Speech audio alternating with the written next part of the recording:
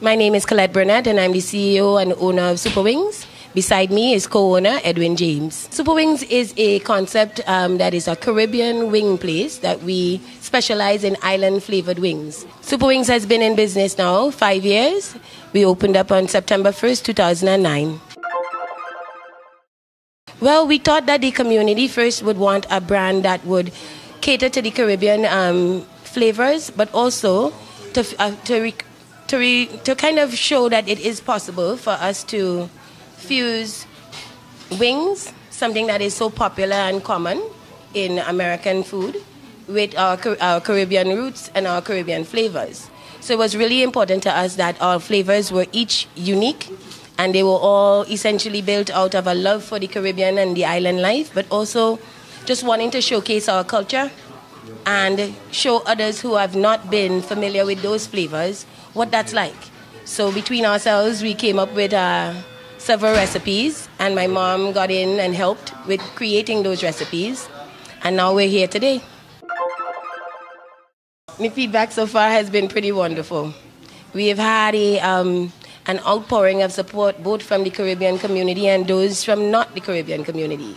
So we've seen people as far as from Massachusetts, any state you could think of, have visited us, as well as we've been featured on just about every channel from Food Network, the Cooking Channel, several times, as well as the local channels, Channel 7, Channel 5, Channel 11.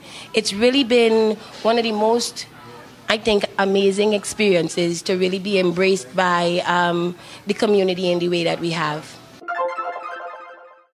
I think it has been our particular blessing to be recognized in the way that we have, being featured on the Food Network, especially within the first year of being open, was really more than anything our dreaming it up consistently, because at home we would watch the Food Network and we would say if Bobby Flay would show up, we would kick his butt.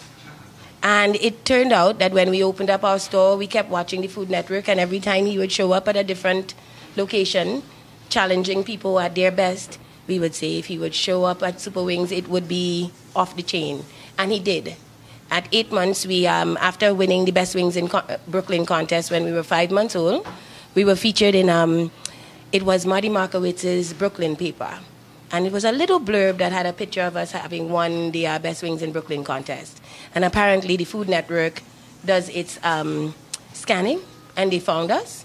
And that's how we ended up on the Food Network. So we've never been very, we haven't had to go out and seek those opportunities. I believe what's important is that we are excellent every day, consistently, that our product stays excellent so that whomever comes, be it the Food Network or our next door neighbor, our local customer, they should get something excellent every time. And that has worked for us in much better than even I can say any other PR opportunity may have. It's really about day-to-day, this team, their commitment to excellence and making sure that our product is as good as it can possibly be. Well, the ads came about when we saw the other ads on the bus, and we was wondering how could we get ourselves on that bus. So, we did some calls, and then we found out how to go about doing it. And they said, great idea, let's do it, We're not exposed enough to other people to know about what we're doing with the wings. So WatzUP was one of the great ideas for us to get on so that people could see us who haven't seen us. Well, currently we have, upon looking at the statistics, it's about 25% of our new customers that have been coming in as a result of the bus ad. We started the bus ad in January, and now we're here in August, and it has been consistently, of our new customers, about 25%. So yeah, I would say it was a really excellent opportunity to do some marketing outside of the box for a small business. So for small businesses, generally, you don't see many of us featured on the bus. But because specifically we are on our Utica Avenue thoroughfare on the 46 is the second most traveled bus in the New York City. So we thought it an excellent opportunity to get in front of as many eyes as possible and see how we can get the best return on our investment. So far, so good. Well, it's a two-edged sword, because if you don't market, how do people know you're here? but it costs money to market, so where do you get the money from? So if you don't get the people in the door to begin with, how would you pay for that ad? Because I would say that that's the main challenge that most businesses would have to doing a marketing campaign such as that. It does cost a pretty penny to do so. And in order to decide whether or not that is a viable option, sometimes it just isn't because it's too cost prohibitive. But then also, if we don't do that, then the impact is also felt by us not marketing enough. So it's really a balance and finding whether or not that balance is right for your company. It took us 5 years to get here, and it is with consistent reinvestment into our business that has allowed us to do that. So to know that it took all of that time and effort to be able to do a marketing campaign at that level, that's what it takes. And I think understanding that you need to do that as well is another hurdle to cross. So some of it is in our understanding around what marketing is and how it impacts us. But it also is that we need to really pay attention to what our return on investment is for all the avenues that we take. So if it's social media, if it's on the bus ad, if it's flyers that we're handing out, what is that returning to us? And if we're not, even sponsorships at events that we may be seen at, we must look at what that return is. And if that return is not consistent with what you should be getting for what you put into it, then it's only common sense that you don't do it again. You move on to another avenue of marketing, see something that would work for you. So for us, it was really trial and error, testing different things out, and really working towards that goal of getting our small business on the bus.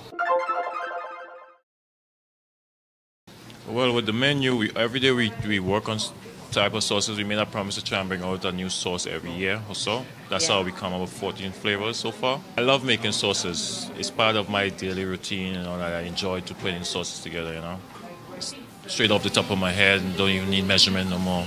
Just quick. We have a new sauce that we have launched. It's called Soaker. We're about to relaunch it for the Carnival, which is this month coming. So, every day something new, something fresh. And we try and keep the customers satisfied with the food. We believe in fresh, good quality, good taste, and, keep the customers satisfied. We don't only do wings. A lot of people think that all we have available is wings. We also have fish, shrimp, and tofu available for the vegetarian. We also have different sides, which is also vegetarian. We have the spinach bite, the chickpea spreader, the zucchini bite. You have also sweet potatoes, potato wedges, also have fried plantains. The fish, you can get it fried, and you can also get any one of our flavors on the fish. Same go with the shrimp. We also have a seafood combo. We get fish and shrimp. And we also have a deluxe combo for those who just can't make a decision. You can get fish, shrimp, and wing in that combo. People go crazy because, some people think it's just wing. When they hear, you got fish, let me have one of that. Yeah. Stuff like that. That it could be in any of the flavors that we have the wings in. That also is really something, because the tamarind on the fish or the ginger buff on the fish is as delicious. Pineapple jerk is off the chain on the fish. So it really depends on what the person's flavor is, and they don't have to really choose or lose any of the flavorings if it's something that they don't eat. If wings is not something that they eat, then they can definitely get those flavors on fish. And for those who's not any meat eaters at all, we have tofu available. It could also be in any one of the flavors that they choose. We have tofu, and it comes along with the salad. We also have fresh mango salad, pineapple salad, and we also have a corn salad. All those are fresh fruits. Everything is prepped every day. Everything is fresh. Nothing's left over. We sell everything. What we do is our brand is particularly careful about freshness. We wanted to make sure that people understand that food doesn't have to be unhealthy for it to taste good. So much of our sauces, all of our salads, all of our sides are made each day. We bring in supplies into our institution. As we bring into the store, it's sold within 24 hours of it being in. We also have a process that we actually know how long it is from when the chicken has been killed to it being on your plate, because we buy as fresh as we possibly can. So we don't use frozen products. It's important because of the texture of the meat. Our wings are never frozen, and it's always fried exactly within vegetable oils, non-saturated, as required by New York City.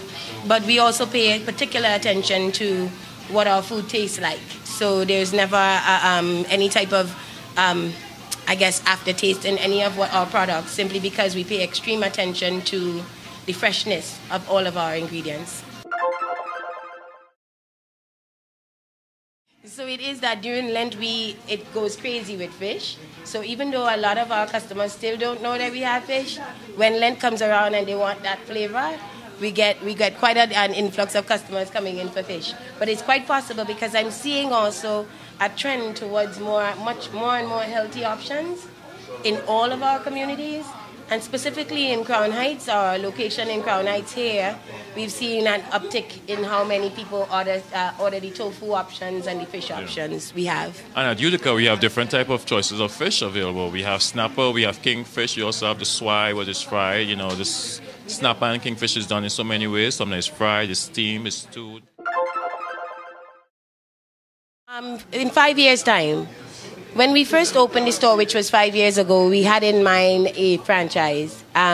We saw ourselves in every single country, different islands, specifically on the beaches and so on, to really showcase Caribbean culture and Caribbean food and flavors everywhere that we are.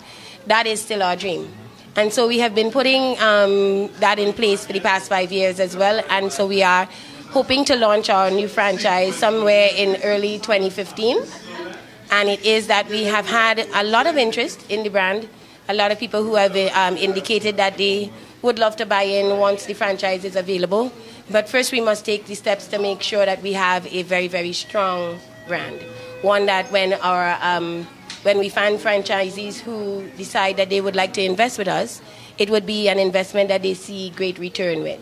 So it was important to us that we build a very, very strong brand, one that could sustain through all types of economies. And it was probably one of the biggest blessings to open our business in the midst of one of the worst economies the U.S. has seen, because it required us to really think about how we can save money, use our resources well. Those things we would have as a part of our franchise packet, so that our franchisees now will gain from those experiences that has allowed us to sustain through this very tough time. So for us, as far and as wide as possible, but in as solid and excellent a way that when you walk into it, wherever it is, if it's in Singapore or on Jamaica in Negril, it would be as consistently awesome, so excellent that you would know that it is as good when you come to New York as if you have it in China somewhere. I believe it to be one of our true blessings that we have been able to, as part of our relationship, find strengths within this business that we would not have known that each other had we not ventured into this business together. Edwin started out in hospitality in Trinidad, and I started out in finance. So it's a great pairing now that we are in a restaurant business, because he understands parts of this business that I will never understand because he's just worked in it so long. And I'm more of the financial and business type, so it has allowed us to really find synergy. I think for me, personally, it would be impossible. And I say that with not likely at all. It would have been impossible to sustain as long as we have, unless we had each other, that when the times got difficult or the other one could not, we would each pick up. And I recently had the pleasure of being awarded on our behalf 7 times in one night. And it was overwhelming because the understanding that a relationship such as ours could either do 2 things. It can either deflate when we're in the midst of the stresses, or it can build us stronger, that it has allowed us to really be able to forge a stronger relationship and push through the toughest times. I think that's been one of our biggest blessings, so I'm grateful for it. I am. You know, with business and relationship, it is a tough place to be at times. You know, there are many times that we butt heads. You know, each one try to be a stronger head, but you know, at the end of the day, you know, it's all business, and you just got to get it done to please the customers, make sure employees right and business run right. At the end of the day, it's all about business. When we go home, everything is rushed off. That's it. Right? Yeah, because it's finding that balance. Because I think sometimes the challenge really, if I were to be absolutely honest, it's how do you turn off the business side. So because you have so many ideas and so many things are moving always, you're always having some challenge that you need to figure out what's the solution. Being able to turn off, figure out when that time is, and do it consistently as well. Be as consistent about turning off and getting back to what is the relationship and the love that we share. That has been the challenge, to figure out what that balance is. But the figuring it out has been pretty fun, and also being honest about that. I would like to say what's up to, first of all, supporting customers. If it was for the customers, we want to be in business. We do all this for you guys. Give us the love as we always appreciate it. We have everything on the menu that you like, and we add more as we go about along. As you open more location, there'll be more choices. I'd like to say what's up to the Super Wings team. This is, I believe, the best team in Brooklyn. I do not want anyone sending me emails to say anything other than that. But I believe our team to be the best team ever. So Super Wings' team, being able to rely on them every single day for every customer that comes in the door, that's invaluable. So what's up? Well, first of all, my relationship with Colette and Edwin first. Both my wife, Dr. Ida, and we have adopted them as an addition to the family. But also, they have been members of the Caribbean American Chamber of Commerce for an industry for almost a decade. And I remembered when I came from the hospital, when I had my stroke in 2008, the first set of entrepreneurs that I received at my home was Colette, who actually met me while I was laying in my bed. And she talked to me about opening up this restaurant. And I thought it was, at that time, a good idea, even though I know the risks that she has to take. And when she brought Edwin along and they both talked about their vision, I knew definitely that this enterprise was going to succeed.